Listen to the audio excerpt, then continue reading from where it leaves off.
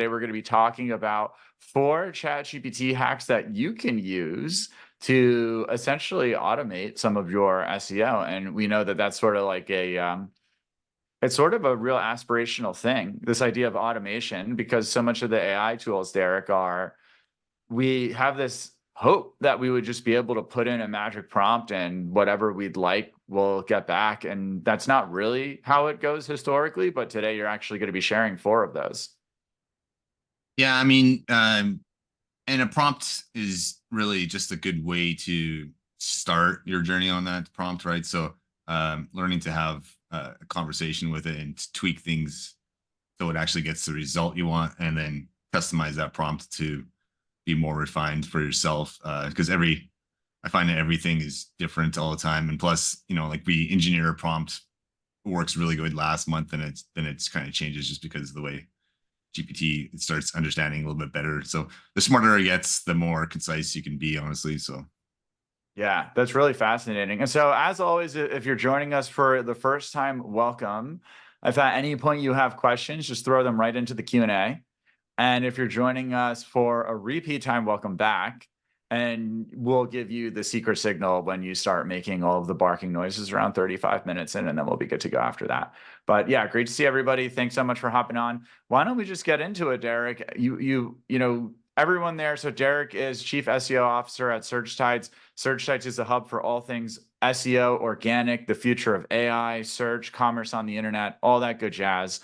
And Derek is one of the core folks at SearchTides who's responsible for coming up with strategies and with just different ways of being on the cutting edge, both of trends and then also of technology. So we've put together a really great presentation today where we're going to walk through 4 specific things that we do and that you can do. And by the end of this conversation, you'll have the ability to do.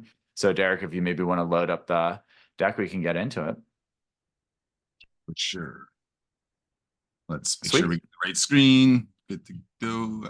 It's always a crapshoot, but it looks like we got the right screen. So as we mentioned, this is 4 in-depth ChatGPT hacks for SEO. So this is going to do a couple different things here. This is going to combine some SEO elements that you probably know about, but also some SEO elements that you probably don't know about. And then we're going to combine all of them, and we're just going to go ahead and spill the secrets. So we're SearchTides, and if you don't mind Vanna Whiting us, thank you. As I said before, we're a hub for all things search, SEO, organic, AI optimization, the future of commerce. We do have an agency arm. We've been responsible for generating hundreds of millions of dollars in revenue for our clients.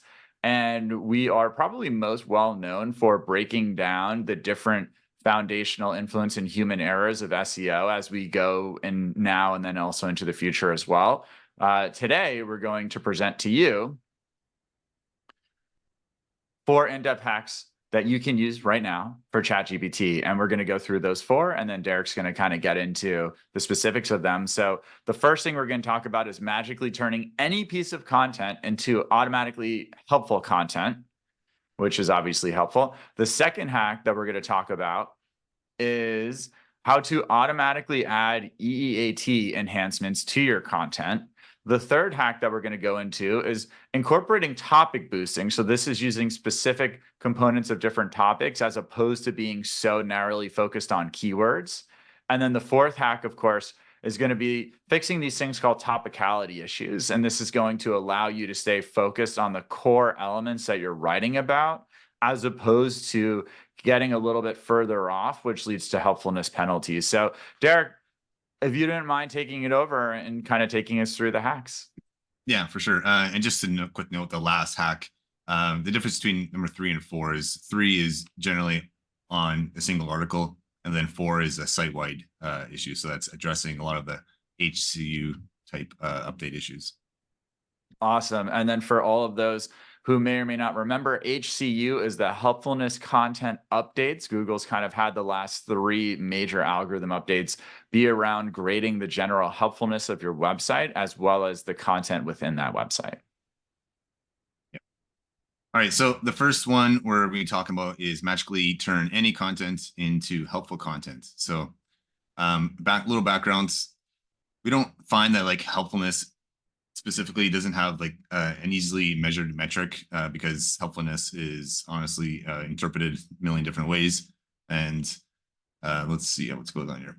But we did notice that after the HCU update rolled out, passage ranking system, which is being used a lot more, which is basically passage ranking is like an article is not just ranked on basically just keyword density, but fragments, right? So it's like it'll extract information from your page and use those to answer certain specific queries, right? So similar to what we used to just call like snippet answers, right? And position 0 kind of stuff. These are also what seems to be powering the Google SGE, which is the AI automated answers, right? And so it's really, really powerful to make sure that you're ranking for a lot of snippets now. What's it doing? All right, so there is one thing we want to do, which is, I believe, the easiest thing to do, which is go from like a 0 to 1 kind of thing in helpfulness, which is from 0, not being helpful to being helpful. And that is answer the query as soon as possible, right? So everything else after that is just adding additional value. So, but the most important thing we want to get is from that 0 to 1. And that's great, Derek. And so what you're saying is that helpfulness, in terms of how Google evaluates it, has two phases. The first is a binary phase. Is it helpful or not? And then the second is a more relative scoring of how helpful is it. And so you're saying the most important thing that we can do to help us get from not helpful to helpful is to very clearly answer the query, the user search, pretty much like as soon as you can in the article or in the piece of content.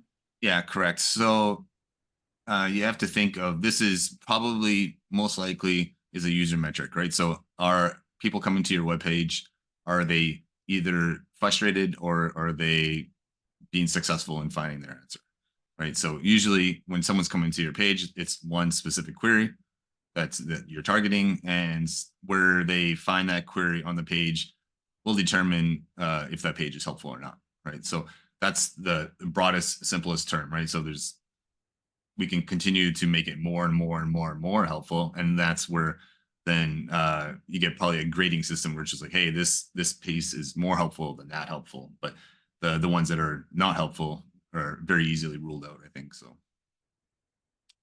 right, so one of the things that we do right now is we just have like this an idea, which is we can throw a prompt into ChatGPT and it says just like, read this post, put your URL in there, and from the actual existing content, write me 3 different clear, concise opening sentences that address the keyword. So, and we generally use like, try to steer ChatGPT into saying like, hey, but primarily focus on point 1, 2, and 3, because that's a lot of times when you write an article, it's kind of like all over the place, and you might actually have to tell ChatGPT what your actual article is about, because a lot of times people just tend to write on and on and on, and they actually skew the topicality to a different direction because they wrote a little bit about what the topic is, and then they thought, oh, I have to get this to 5,000, 6,000 words to be competitive, right? But honestly, it's that's why we want to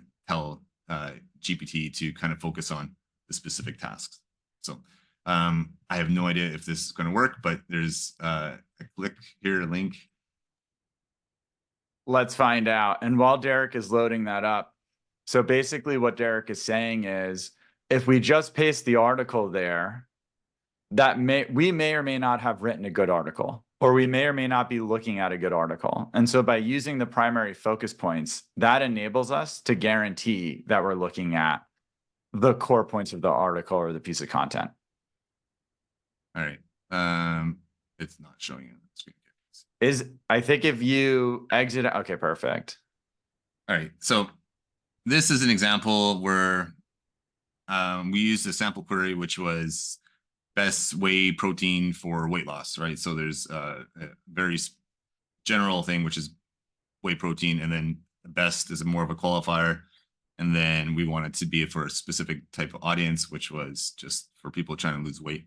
Right. And one of the sites that was ranking really well, actually in the top 2, top 3 and stuff like that, is Garage Gym Reviews. So I used their article, and what it does is it just basically analyzed the content, right? And you actually can look at these chat threads live, and they'll be stay up for as long as Chat GPT allows it for. So, but basically, we engineered the prompts to give us 3 different ideas, and that's just because we want to have choice, and we can, edit those things, and we can decide which one we like the best, right? So one of the things that actually started coming back with was say like, hey, the best protein powders for weight loss feature minimum sugar content, low calories to support a healthy diet, and without compromising nutritional needs. And when we looked at it, I was like, well, let's talk about, the fullness, the carbohydrates, also make sure it's easy to mix or flavor and stuff like that, because I think those are important points. So this is where you definitely need to insert that human elements, because these are things that you should be looking at. And where GPT is going to get lost in there is because your content might not be covering that stuff properly. So Yeah, an important point here. Sorry, Derek. Yeah. An important point here. You can see, and we don't need to go through all of it, but you can see the process of Derek starting with a prompt and then getting something back that he maybe kind of likes or kind of doesn't fully like, and then iterating. And this is really the magical process that is involved with ChatGPT. You still must have a core understanding of what it is that you're looking to do, but something like ChatGPT is fantastic for giving you ideas, which you then say, I like these, I don't like these. And you can see here, Derek saying, you know what, just make 3 new ones. And then he's coming back and saying, okay, that was great. Just combine all of them at that point. And so we're refining in a collaborative partnership, really. Yeah. And it's a common practice to also just go look at the existing snippet that's ranking and say, hey, well, this one's using this. Let's make sure we cover these topics and stuff like that. So in this specific one, we didn't do that because it was returning a list format.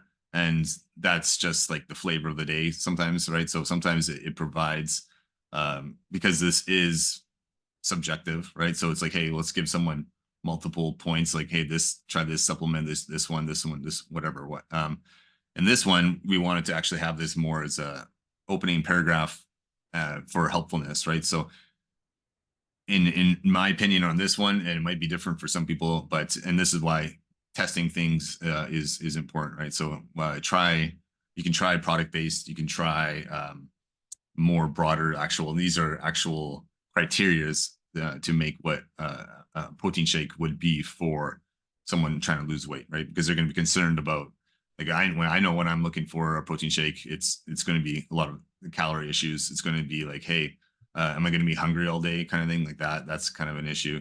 The use of high protein is going to be important for maintaining muscle mass during, a calorie deficit and stuff like that. But usually these are things that if you're a little bit more authoritative in your actual industry, you should be kind of on top of that. And you should be using GPT more as a tool and not necessarily as a replacement. So awesome. So in this one, go ahead.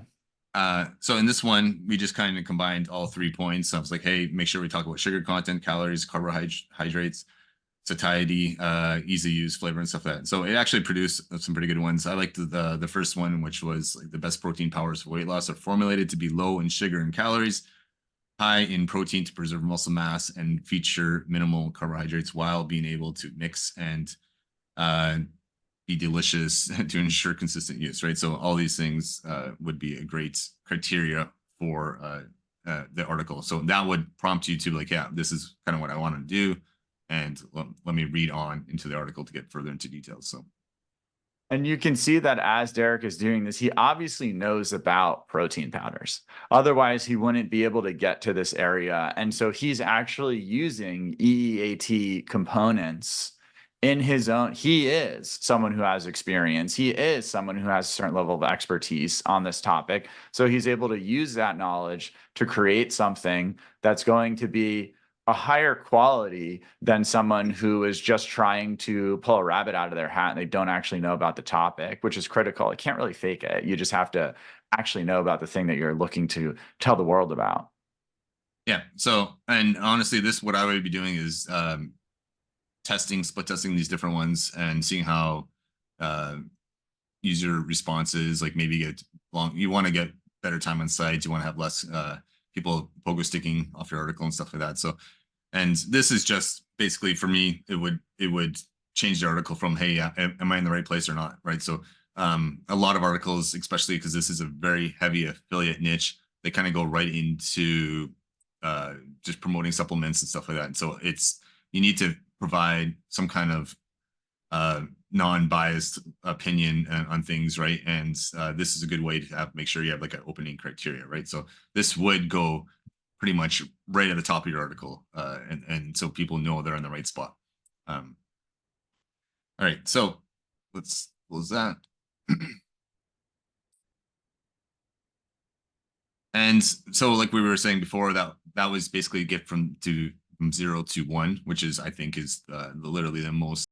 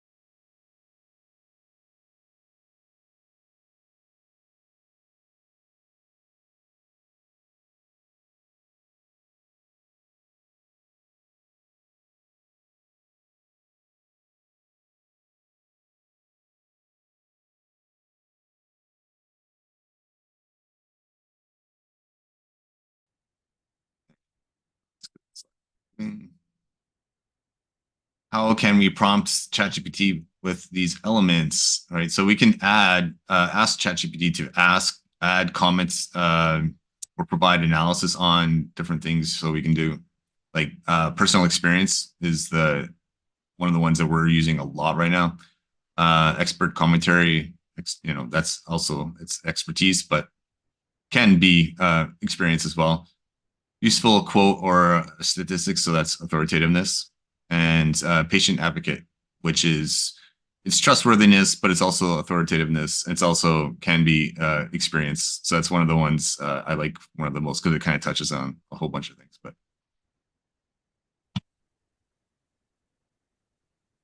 and we have a sample thread there, but I think we'll come back to that first. So experience.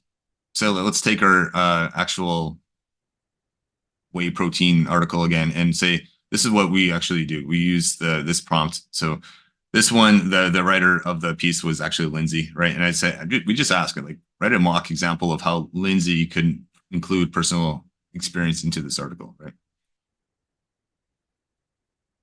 And the response is, after a month of incorporating Shake A into my morning routine, I noticed a significant boost in my energy levels, a reduction in cravings between meals, et cetera, right? So the whole point is that people, a lot of the articles right now, majority of the internet is just rehashing everyone else's information, right? And a lot of times, like say these protein shakes, all they do is grab someone else's review, kind of rewrite it and stick it in there, but they don't have firsthand experience on it, right? So they're using a system to rank these things, and it's based off of generally what's going to pay the most or whatever. So it's that's why adding personal experience it's going to help you connect with the user a lot easier, right? So we want to see that this person actually used this. Hey, Derek. So what you're saying is we're looking to add EEAT into our article and kind of be helpful. Those are really the two. We want our content to be helpful. And the way that Google has defined it as helpful is by adding in EEAT elements to the article. And so, what's the opposite of that? Well, the opposite of that is basically rehashing the same old information that already exists on the internet that's not unique and personalized to the author or the person talking about their own perspective. And so when we use these prompts, what we're doing is we're trying to find ways that we can add in those EEAT elements. And on this specifically, we're talking about adding an experience, which is personal experience. And so we wouldn't just go and copy this and put it into the article or the piece of content because this is not real and authentic. What we would do is we would use this as a framework for something that would constitute personal experience. And then we'd take this and say, oh, okay, cool. Now I understand how I can add my own personal experience in, and then we'd be able to add it in.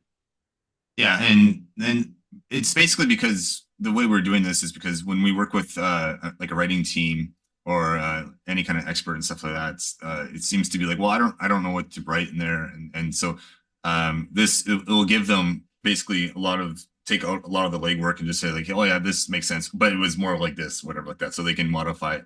Obviously, Dr. Smith could be your doctor's very common name, but it's these are all prompts, right? So it's the idea is to make it a mock, and it gives you the actual direction that you should be putting into the article, right? So and you want to add this throughout the article, right? So you can have 2 or 3 different prompts in there, and you can just kind of like, hey, this is we've noticed a lot of times that's after the HCU updates, the articles that are incorporating these specific types of quotes in there, and the author is walking you through a live example of their personal experience on that stuff has been formed really, really well. So that's like, there's the other personal part of this is like, hey, are you taking actual own images? Are they stock images? Are they just the product images and stuff like that? So people want to see you taking actual scoops of this product and putting it into your cup and stuff like that, right?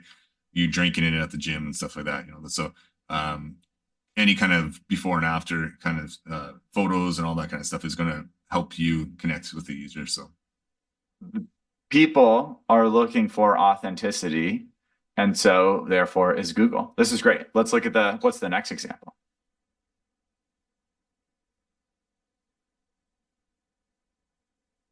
I don't know why there's a blank one.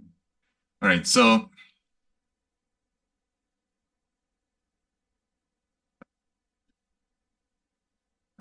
find actual statistics with the sources that could enhance the article's credibility. So this one, we had to like engineer a little bit back and forth because sometimes it'll create you mock statistics, and we want actual ones. So the actual term here is actual. We need to use that. And honestly, you can go find better ones sometimes too, but the whole point is we're adding something in there. So the one that they came back was the thermic effect of food. Protein has a higher thermic effect than carbohydrates and fat. So meaning 20% of your 30 calories from protein are just used for digestion. So then after that, overall calorie burning, metabolism, when replacing carbs and fat. So and then we have a link, a citation. So it's important to make sure we include where it came from. So this usually put this somewhere in the top half of your article. It's very good to. I love when if there's not statistics in an article, I find that it's generally I'm not going to find it very authoritative. So that's my personal thing, and that's what we're seeing across the board though. So and this is a very quick hack to just kind of get a statistic that's going to work, right? And the same thing works with quotes. Quotes from your favorite bodybuilders, from fitness influencers and stuff like that. The same thing, anything that's been published, ChatGPT is pretty good at finding those things. And again, it doesn't need to be, you don't need to, there most likely is not, as Derek goes to the next slide here, there's most likely not something that is the right quote or the right statistic. There is simply increasing the amount of authoritativeness in your article. And this is one way to do it. That is what you're being judged on. Yeah. And we did have a quick question that came in, and which is very relevant to this. Is like, hey, can we prompt ChatGPT to say, like, hey, pretend you're blank type of extra at the beginning of your prompt. Does this tactic actually make a difference? Yeah, you can actually, we've done, you can modify the prompts to be an expert, and it'll work pretty much exactly the same way. Creating the mock version works the exact same way to me. So a lot of people use this pretend you're an expert kind of thing like that. So that's kind of why we went this way, just based off of what's out there already. So.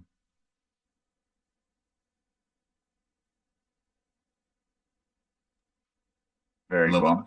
I have to click on the slide thing like 3 times. Yeah, when you go to a new slide, you have to click a few times. So just keep firing. Okay. All right. So the next thing we're going to talk about is adding some trustworthiness using patient advocacy, right? So there's different ways to add trustworthiness, but I think patient advocacy, especially in this is your life, your money, kind of your health kind of industry. So that's pretty important to kind of use that once in a while. You don't have to use it on every article and stuff like that, obviously, but create a mock example of how a patient advocate could be used, quoted in this article. And to be perfectly honest, it was probably about 3 years ago. I didn't really know what even an advocate was. So, but this was kind of one of those things where it's like, hey, we work with, like I work with a trainer, a dietitian and stuff like that as well. So they'll have that experience because they have the clients, right? So they can say, hey, I put people on this, and this is what they have responses with, right? So the same thing with we talked about before about having that the word from the pharmacist, right? Like the pharmacist knows the drugs a lot, and then they can put their unique experience on things because they have this they deal with the same issues over and over and over again, right? So from this one, from my experience working with clients, integrating a high protein shake in the morning not only fuels their day, but it significantly curtails, I guess, mid-morning snack cravings. There explains Sarah Thomas, a certified nutritionist. So these are really good ways of just inserting quick quotes. And honestly, we're using a mock example here, but you can email pretty much anyone in the industry that's talks about nutrition and stuff like that, and they'll be more than happy to uh, make a valid one like this. And honestly, a lot of times people maybe don't do that, but at least you're gonna get something to start with here. So Yeah, and you have options. In these examples that Derek has shown, there's really two categories of them. So number one is you as an individual are adding in your own components to the article. And then this is a great example of others. And the same thing with statistics. That's getting those EEAT signals elsewhere outside of your own knowledge or your own experience. So you can do both. You don't need to fake it or make it up or pretend, because there's ways that you can add in EEAT signals even if you're not the one with the experience or the expertise. yeah, and honestly, you can do is if you have a favorite magazine or something like Healthline, and they use these kind of quotes all the time, and they're probably not against you just recycling the quote, because it's like, hey, you're gonna link to the person and stuff like that, so it's probably fine to actually reuse it and stuff like that. But the idea of this is to kind of create, hey, this is what we want the article to look like. We want this kind of thing in here, so this is going to help you with your writers specifically. So incorporating topic boosting. So we're now on to, this is hack 3, right? So that was hack 2. So incorporating, this is opposed to keywords. Okay, so topic coverage. This is about how broadly a subject is explored, while important entities, subtopics, are the key details within the topic. So those are, hopefully that makes a little bit more sense, but topic coverage is kind of the big pieces in an article. And then when we talk about entities, that's the smaller pieces that make up those topics. So basically, what you're saying here, Derek, is that on the large scale, it's what is your article or your piece of content actually talking about? And if you define those, we would essentially define them as entities or subtopics. So it's like, what are the pieces of the things that your article is talking about? And then when you add those all up, that's basically the topic coverage. What's all the stuff that's being covered in the article or in the piece of content? Yeah, and there's a lot of tools out there that measure entities. We use them all the time, right? And the entities are great, but then they're also just, hey, those are just basically keywords that are entities, right? So, and that's why there's not really any tools out there that actually talk about topic coverage, because it's a little bit more, it's a bigger, higher level structure of an article, right? Thinking of like writing your essays in school and stuff like that. Like, hey, we're going to talk about this in this paragraph, this and this paragraph, and stuff like that. So those AI is pretty good at measuring those as a whole, right? So, so here's kind of like a basic example of that, and we use the topic coverage in an apple pie recipe, right? So the recipe itself covers everything from types of apples best suited for baking, different crust options, variations in spices, and step-by-step baking instructions. So that's the overall topic coverage of the recipe, right? And then the important entities, which is the smaller granule thing, is we're going to talk about the specific things like, hey, it's using Granny's Smith apples, half a cup of sugar, bake, the word bake, 350 degrees Fahrenheit, 45 minutes. And these are all crucial entities, right, needed to bake the pie.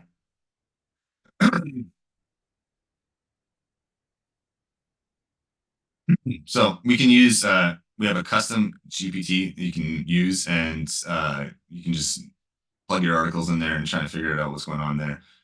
But in our protein example, we have, here, let's see if this works.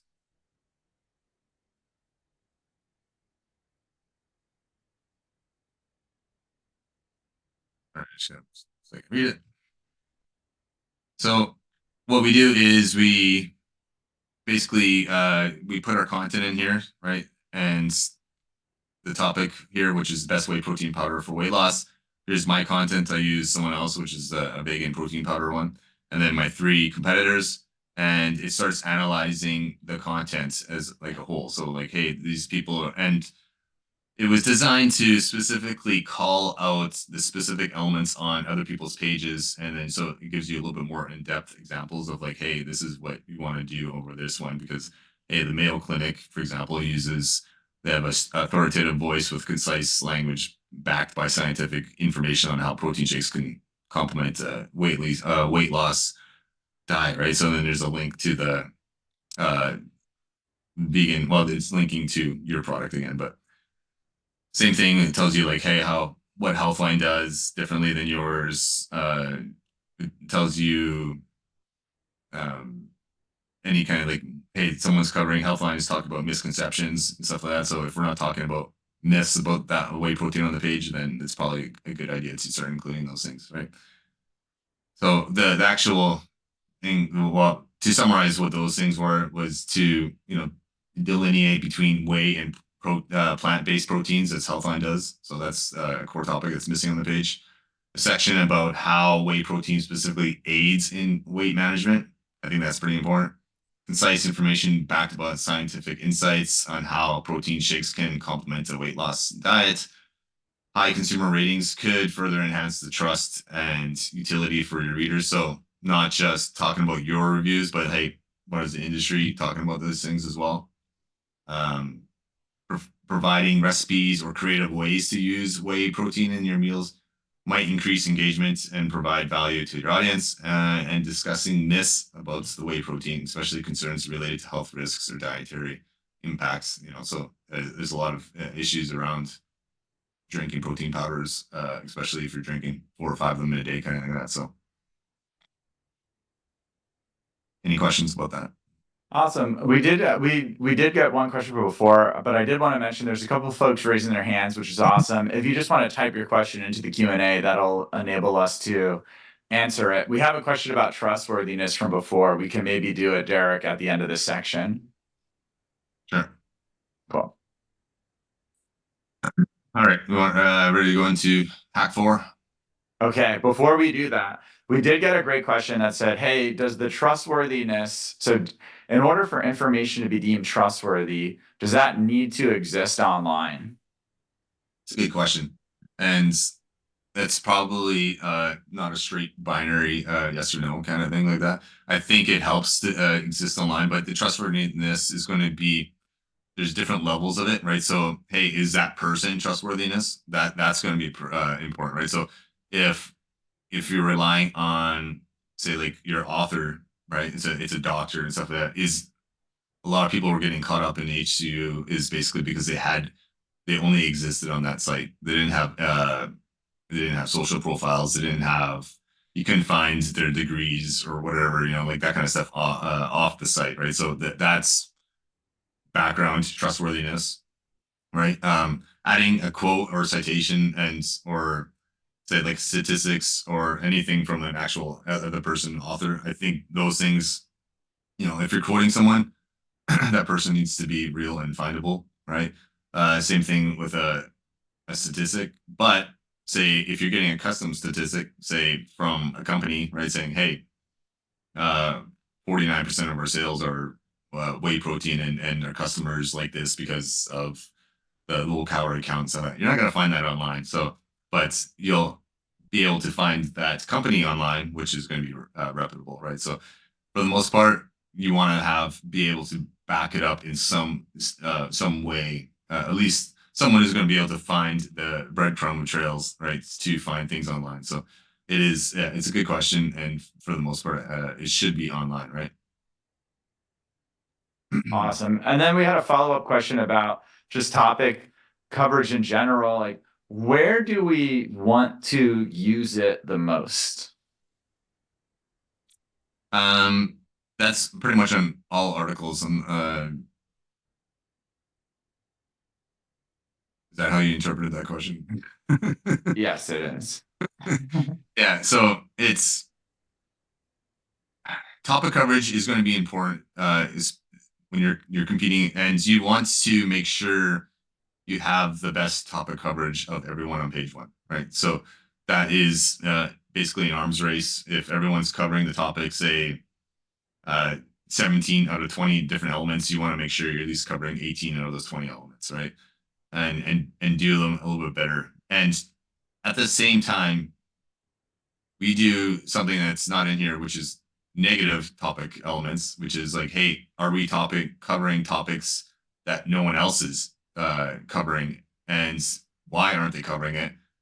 And if it's not relevant, then that's why, and you should probably get rid of that. So that's an important distinction there, because when and the this actual chat, or the way we talk about it in there, the prompts will highlight some of that stuff, right? So if we're talking about our whey protein for weight loss, right, and then we start talking about um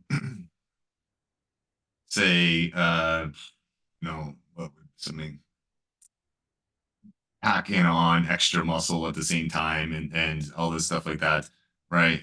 When the actual goal of the article was to specifically you're trying to maintain muscle mass when you're losing weight and stuff like that. So if you start talking about, hey, this is a great protein to start bulking up and stuff like that, then you're completely off topic on the page, right? So that's going to actually help. That's going to negatively affect your rankings, right? So and that's one of those things where you have to learn how to make your information more concise and stay on topic, right? So, and if any of the elements on the page don't add to that credibility of that topic, that your main point is, then you could be working in the wrong way. And the more you add topics that are irrelevant to the specific topic you're talking about, then you change the topicality of your article, right? So if you're talking about, we see this all the time with a prescription, a specific, a drug does this, whatever like that, and then they start talking about natural ways to do this and this and this and that, and then it ends up being more about the natural version of this, right? Then all of a sudden the article is more about naturally reducing, inflammation, whatever like that, versus, hey, we're talking about this specific thing about inflammation, about this specific drug, this specific, medication, stuff like that. So um, all that stuff, which are like the alternates, variations of the topic and stuff like that, are great to have as a resource on the page, but link outs to it. Don't include it in the article, So have it, hey, if someone is interested in bodybuilding whey protein, have a link to that and say, hey, you should be over there reading about this, more about that. So same thing with, hey, if we're talking a little bit about, people with diabetes are going to have certain things, whey protein, right? They're going to have more usage of, like, the sugar content and all that stuff is going to be specifically for them. But you only want to cover that enough, right? Like 1 sentence, 2 sentence, maybe something like that. If they want a specific list for whey protein for diabetics, then that should go to an article on its own, right? So the links on the page are an important part of helpfulness, right? So making sure people are being steered to the right direction and into their, user journey and stuff like that is just as important as what the elements we're talking about on the page. But we have to make sure we topically stay on topic, right? So if that makes sense. Sweet. Thank you. All right. So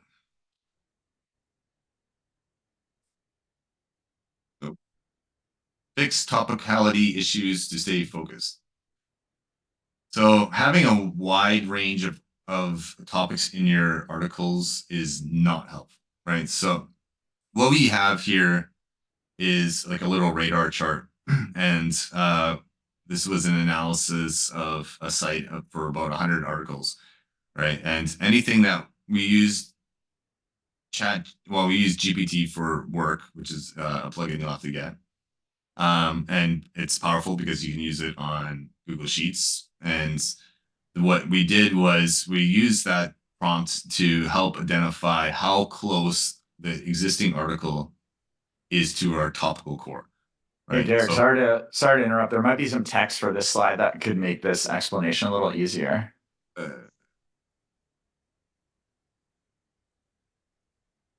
think that's the only, there's more. All right. So sticking to a set of topics that narrow and are focused is called being close to your core topic. Okay. So And topical core distance measures all of your subtopics of the contents and analyzes how far away they are from your core topic across your site. So this is a huge observation in the HCU update and even in the March core, because the March core update just incorporated HCU in there, so it's just kind of updating more often and stuff. But if your site is talking about, like a friend of ours has a site that just talks about its organic foods and organic living and stuff like that, right? And they started putting things in there saying like, hey, just it wasn't necessarily organic based or whatever like that, and it was just because of search traffic basically and stuff like that.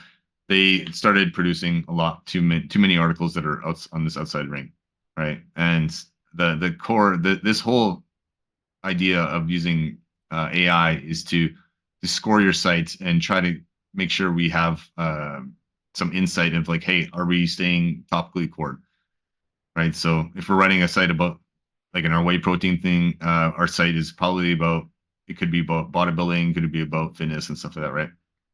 How close are we into that niche, right? So, and the core topic rule of thumb is, let's see, how to make sure you stay on topic. You should host topics that would be interesting to the visitors if they came to your website because you gave them a business card, right? Not because you think that you can convert semi-relevant traffic from, right? So that's important. Like, so back in the day, the only way you would get people to your website was by basically handing out business cards, promoting your website on bulletin boards before Google and stuff like that, right? So if the content on your site back then was just generic and stuff like that, then people would just be like, why am I here? It doesn't make sense, right? And that's what the problem has been, especially, and this is a totally Google's fault, honestly, because they work on a reward system. Hey, we put out this content, we got more traffic, and I got rewarded, right? So and now they're kind of working on this system where it's like, hey, you put out this content, you were getting rewarded, but now you're getting slapped, right? You're getting your hand slapped, right? So and it's the nature of the beast now. So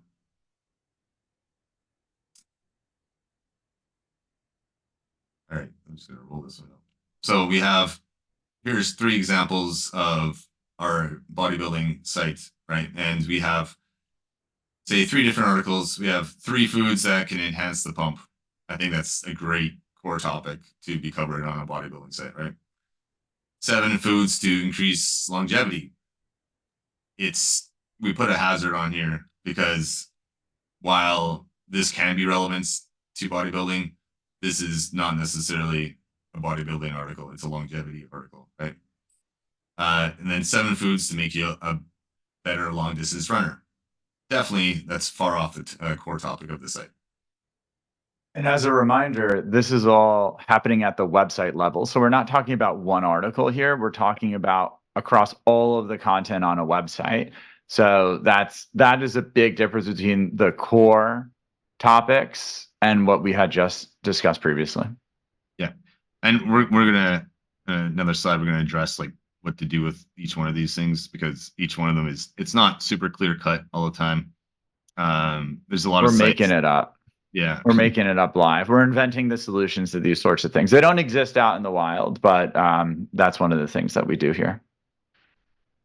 So here's an example of a website we worked with, and they had basically this is what promoted the radar, right? So they had all these different articles, and then we had basically a 1 to 5 scale of how topically relevant, and we just used GPT to kind of score that system, right? And here's the actual. Sorry to cut you off. Do you mind just going back to that slide for a sec? So basically, the way that you can actually do this. So right now, we're giving you instructions on what you can specifically do to create core topic grades. So basically, the way that you can actually do this. So right now, we're giving you instructions on what you can specifically do to create core topic grades for each of the pages of your website. Basically, that's where you put all your articles, make a or your chart titles, like that sort of this. stuff. And everything Alternatively, in column you can use A, a sitemap. You basically, can grab all of the different that's pages where from you put all your ChatGPT, whatever articles you or your want. titles. So that this sort of is step stuff. one. And then, Alternatively, going you to can the use next a sitemap. You can Yeah, grab and all of the different here's pages the- from ChatGPT, whatever you want. Just So this is step recently, one. if you use, And then, we as use Derek was Screaming going to the Frog next, in-house a lot. They just now added step- an here's API the- for GPT. Just So recently, you might be able to if do you this use with that we now, use Screaming but, Frog in-house a lot. they just added an enough, so I'm API not gonna for do recommendations. GPT, and so you might be able to do this with Or that how now. fast I But, burn up my API credits. I haven't I'd be experimented with very that, so I'm not wary gonna of give it as well, just recommendations. because And you can end up crawling a 10,000 page or how website fast and I burn up do my this. So API credits. It's a really good I'd idea be to very wary of trying it to as well, filter just out all because the you can end up nonsense of the crawling a site 10,000 and just page website and then fix that do this. first. So it's a really good idea to if you find things that are try like, to hey, filter we're out talking all about- the nonsense. we don't of talk the about site alcohol and at just all, whatever like this. Fix You can that filter all your first, articles and just say, hey, and these things are not relevant Alternatively, and you stuff can like use a that, right? sitemap. You can grab so- all of the different pages from ChatGPT, whatever you want. So this is step one. So And this then, is the as rating Derek we was give. going So to the next slide. yeah, Now GPT, step there's two. the B2, which is the cell of the Just title. recently, Give if us you a rating use- from 1 we to use 5 Screaming on Frog how closely in-house a relevant lot. this They just topic is added to an the API website's for core topic, GPT. which is so list. You might be able to do this with now things. So this could be bodybuilding, whatever. I haven't the more experimented specific with you that, are, so I I'm think not the gonna better give recommendations. And Provide just a number, right? Otherwise, or it's how gonna give you fast I a whole burn up explanation my API of what's going to do I'd be things. very wary And of then it as well, just 5 being because not, you can end up crawling a relevant and 10,000 1 being page the most website and relevant. then, do this. I had it the other way it's really around good before, idea but it wouldn't give me the proper try to filter out Google all radar the graph nonsense because I of the couldn't site converse and just just what I wanted to fix that first. So you can mess with this. You if can you do find things 1 that are to like, 10, hey, but I we're think talking 1 to about 5 is we don't talk more about than enough. alcohol at all, whatever like this, and you can filter all your articles and just say, hey, these things are not relevant and stuff like that, right? All right. So here is the actual findings of that one, right? And so this is the rating we give. So this site is more GPT, specifically B2, which is the cell of the title, and give us a rating from 1 to 5 on how closely relevant this topic is to the 1 being core super topically core list, right? 5 being not, right? So we have something like bodybuilding, whatever. Like the more specific you are, I think the better. Talking about medicine, provide just a number, right? Otherwise, it's going to give you a whole explanation of stuff like that. Things. Very top 5 being not something like 17 possible causes of pain. I had it the other way around before, but it wouldn't give me the proper centered to the top radar graph. So it's one of those articles. I wanted could be actually you can mess with this. You can do 1 to 10. So we want to think 1 to 5 is more than enough.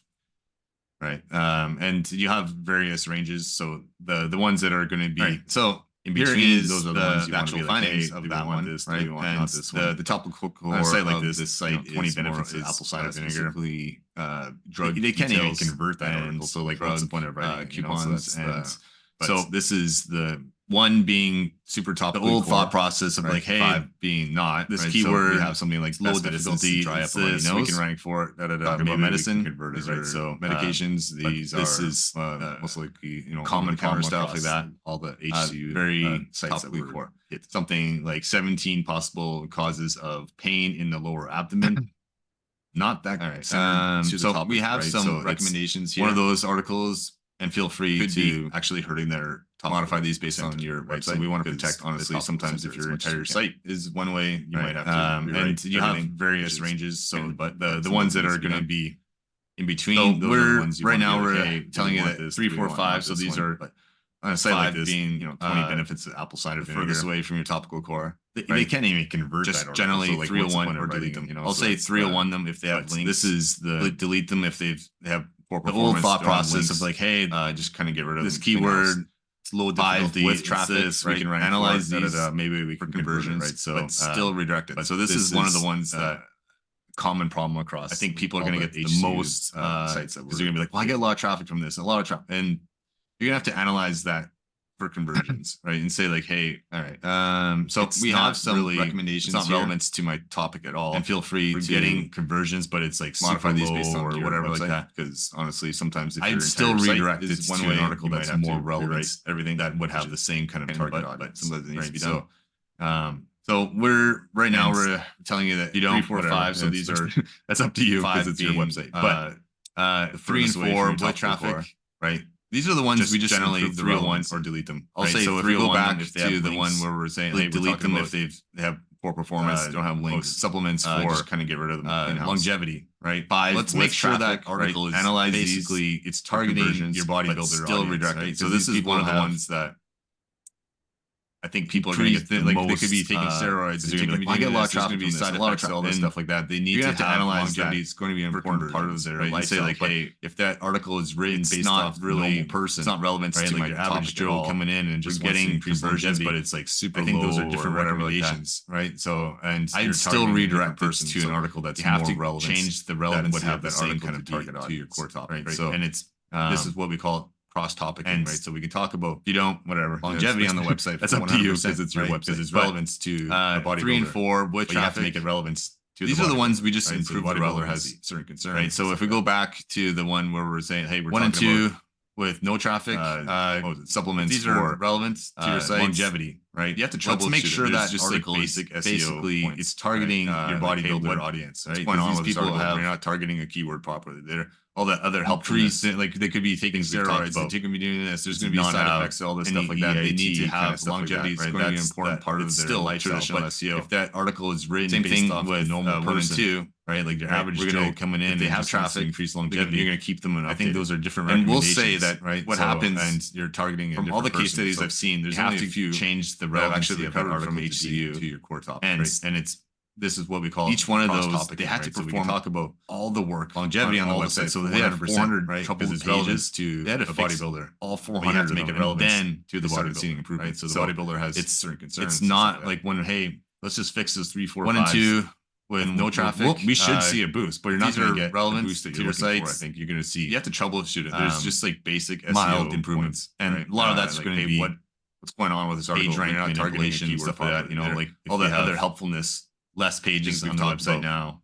Does it not have each page and EAT kind of stuff like that? Right, that's right. In terms of still traditional SEO. So same thing with the actual 1 and 2 HCU. We're gonna is if they have traffic, you're gonna keep them updated, right? And we'll say that what happens. 100%. I want to make sure we get everybody out on time. There's only a few Derek here. That have actually the big key points that Derek is saying is that like you will need to go page by page if you have these problems, and we can give you the tools. And here's other tips as I'm talking about this that enable you to actually go and do that. But this is very much about fixing a core problem that's happening on a page by page basis, and therefore we should see a boost on a site by site basis. So you can't just fix a few pages and expect that mild improvement and fix your problem, because your problem is being assessed at a website level, not at a page level. Derek, super shout out to you for these amazing tips and tricks and hacks with AI and using GPT to really do the bidding in a way that a lot of people have tried to do but haven't really been able to put together. If the people want to learn a little bit more, maybe we can give them a little bit of info on where they can make sure we get everybody out on the next. Derek here. That should be on the next slide. The big key points that Derek is saying SearchTides were an info hub for the industry of search, SEO, page by page optimization. If you have these problems, right now we can give you the tools free. Here's other tips. You can sign up for our newsletter. You can follow us on social media. Actually go and do that on LinkedIn. But this is very much about fixing a YouTube, SearchTides that's happening on a page by page basis. And therefore, you'd like to work with us directly, you can touch us with the website. So you can't just fix a few pages and expect that, who has done a fantastic job fix your problem, because your problem is being assessed at a website level, not at a page level. Derek, super shout out to you for these amazing tips and tricks and hacks with AI and using GPT to really do the bidding in a way that a lot of people have tried to do but haven't really been able to put together. If the people want to learn a little bit more, maybe we can give them a little bit of info on where they can find us. We should be on the next that should be on the next slide. We basically SearchTides, we're an info hub for the industry of search, SEO, everything AI optimization. Right now, our content is free. You can sign up for our newsletter. You can follow us on social media at SearchTides on LinkedIn, at SearchTides on YouTube, SearchTides.com. We have our newsletter on there. If you'd like to work with us directly, you can touch us with the website. For Derek Wozniak, who has done a fantastic job putting all this together, I'm Greg Brooks. Thanks everyone for attending. Great, thanks.